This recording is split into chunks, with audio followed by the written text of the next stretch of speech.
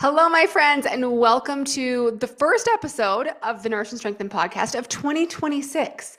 Can you believe it? I don't know about you guys, but I feel like time is really weird right now. It just goes so fast, and I feel like it was, I don't know, just barely this time last year. I feel like it was just barely summer. Gosh, the holidays just flew by, and here we are in 2026. And today, our topic might be a little cliche, but I don't want it to be because we're going to be talking about goal setting, but we're going to be talking about it in a different way than you've ever thought of. I tried to be really, really creative and really kind of be authentic to, where I'm feeling like I'm at personally in my mid 40s, where I feel like you guys are probably at. We've had many, many years of the whole new year, new me, the pressure, the hustle, that sort of thing. And I don't know about you guys, but I'm kind of over it. I don't know. Are you guys over it? That kind of like mindset and mentality does not work when we're in midlife. Have you guys seen, what's her name on Instagram? It's something about just Melanie or something. And she has the I Do Not Care Club. It is so funny. That's where I was going with this. We are members of the I Do Not Care Club, and we do not set goals the same way as we used to, right? Our bodies are different now. Our lives are different now. Our energy is different. And we want to preserve our energy and just spend it on things that just make us happier, right? Our hormones, our stress, our needs, they've all shifted. So our approach to fitness, but also our approach to goal setting has to shift as well, okay?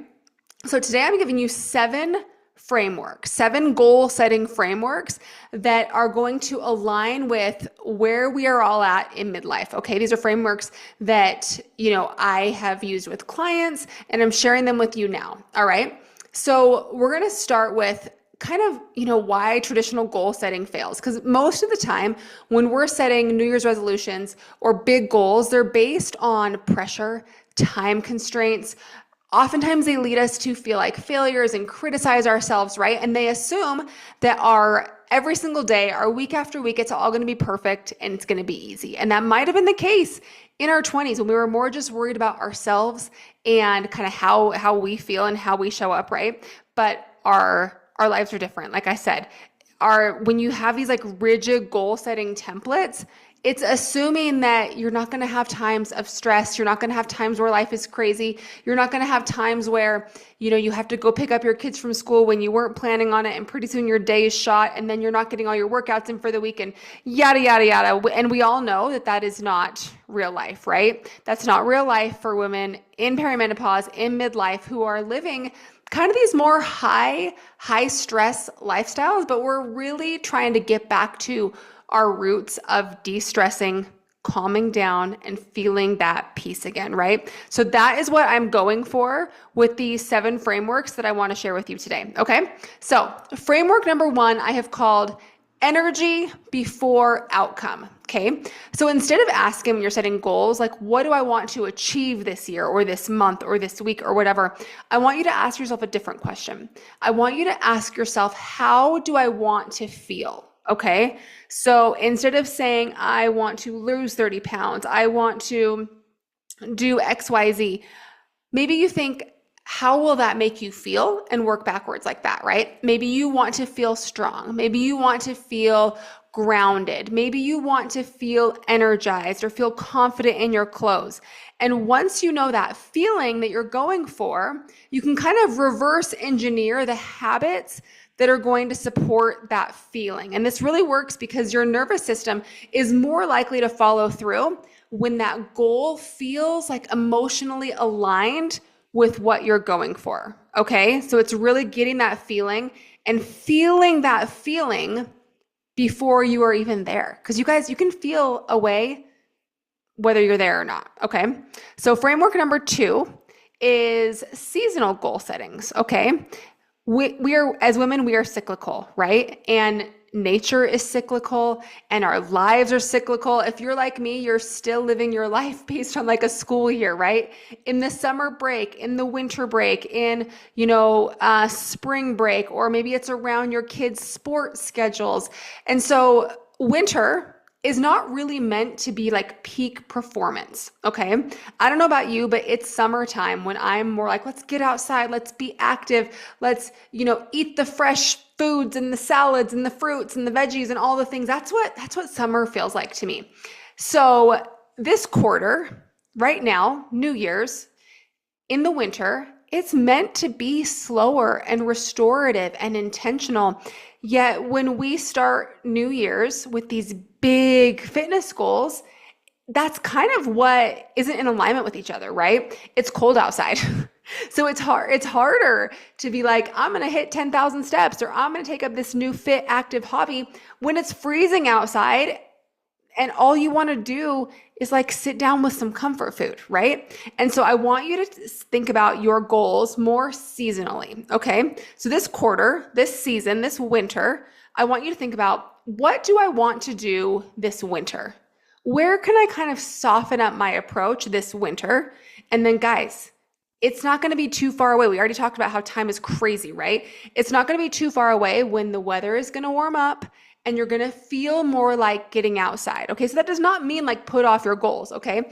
But just kind of think about the goals you want to reach in conjunction with the season. Okay. What foundation do I want to lay for spring?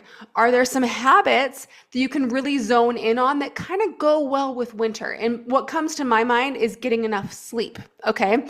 Maybe this winter you can focus on getting enough sleep and making that a good habit. Maybe you make like your bedtime and your morning routines a really, really dialed in habit, so that in spring, when weather is starting to warm up naturally, it's easier for you to get outside because you already have a good circadian rhythm. That's just an example, okay? But when you honor the season you're in, both in your life and in the weather, you're not forcing goals that don't feel like they're coming naturally, okay? Just something to think about. Framework number 3 is called the Future You Audit. And this is one of my favorites, okay? So I want you to think about yourself in 3 years, let's just say, okay? I'm 45 years old. Maybe I'm thinking about myself at 48. How do I want to feel? What do I want to be? Do I want to feel calm, confident, energized, strong? Then ask yourself, what is that girl? What is she doing regularly to make herself feel that way? And this is kind of more of a journaling thing, okay? How is she caring for herself? What boundaries does she have? Like, what habits is she doing just on repeat without having to stress over them, okay? You're going to journal on these things. And then I want you to choose one thing that she does and start working on it right now. Because guess what? That person, that 3 years from now, you don't become her by accident. You become her by practicing. And if you do not practice, you're never going to become her. You're really not, okay? So really figure out who she is and what she does, and just choose one thing and start doing that now, okay? Framework number 4 is our reset rituals. So oftentimes goals fail because they depend too much on motivation, right? And rituals will succeed actually because they're tied more to identity and like the rhythms of your day. So just like how we talked about just a minute ago, that you're more successful with your goal setting if you base it around seasons, same thing with rituals, habits being tied to the rhythm of your day. Okay, so some examples are getting morning light first thing in the morning as the sun is coming up. That's a rhythm of the day, and tie that to a ritual. Maybe it is drinking 2 cups of water as the sun is coming up, okay? Maybe as the sun is setting, you go around your house and you dim the lights, or you put on your blue light glasses as the sun is setting, as a habit that's kind of tied to a wind down routine, okay? Maybe you have one daily moment of silence that's tied to your lunchtime because it helps you to kind of decompress in the middle of the day. So what's something that rhythmically happens every single day around the same time? Lunch is just an example, and tie a habit or a ritual to that time, okay? On a week's basis, maybe you have Sunday that is a reset and you plan for the week and you intentionally slow down. Maybe you order groceries for the week, you plan your meals, whatever that is, but it's something that is kind of like a reset that you do once a week on Sundays, Okay. Maybe it is a walking ritual after meals. So you see the idea of looking at the rhythm of your day, the rhythm of your week, and tying rituals or habits to that rhythm. Okay. And not only is this going to help you reach your goals, help you set goals, it's going to help you regulate your hormones, have better behaviors, all that sort of thing. Okay. Our body loves rituals and predictability. All right.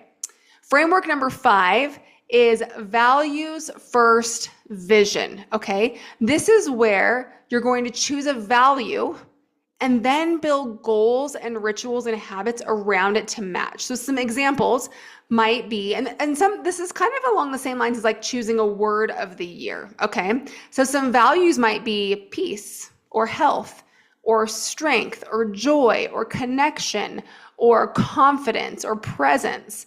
And so once you've kind of identified a couple values you really want to have in your life, then maybe you ask yourself, what does a goal look like that is aligned with strength? Okay. And maybe that truly means, maybe you're interpreting the word strength to truly mean your body's getting stronger. So maybe you set some strength goals around that, okay, from in the gym or in your lifting. What does a goal aligned with peace look like? Maybe that is a bedtime routine or like a mindfulness routine. And suddenly, like, the goal is not random. It is rooted in a value that you want for your life, and you're going to have such an easier time accomplishing that goal in that situation, okay?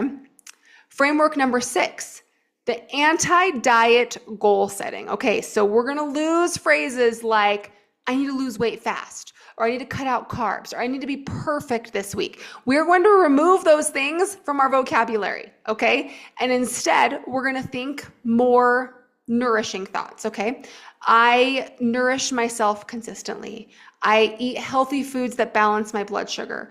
I get plenty of protein in each day. I move daily in a way that feels sustainable and doable. I rest without guilt.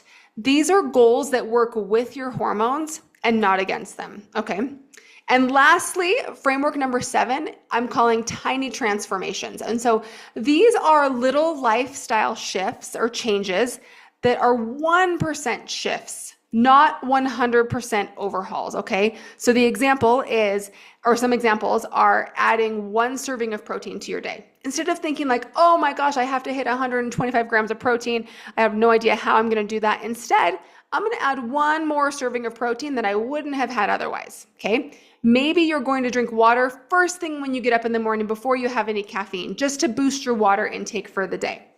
Maybe you're gonna walk for 5 minutes after a meal, just to move a little bit. Maybe you're gonna go to bed 15 minutes earlier. Maybe you're gonna read a little book before you go to bed to wind down. Maybe you're gonna add 1 serving of veggies at your lunch. Now, all of these things, they might not feel huge. They might not feel like big enough to make a difference, but they compound fast, you guys.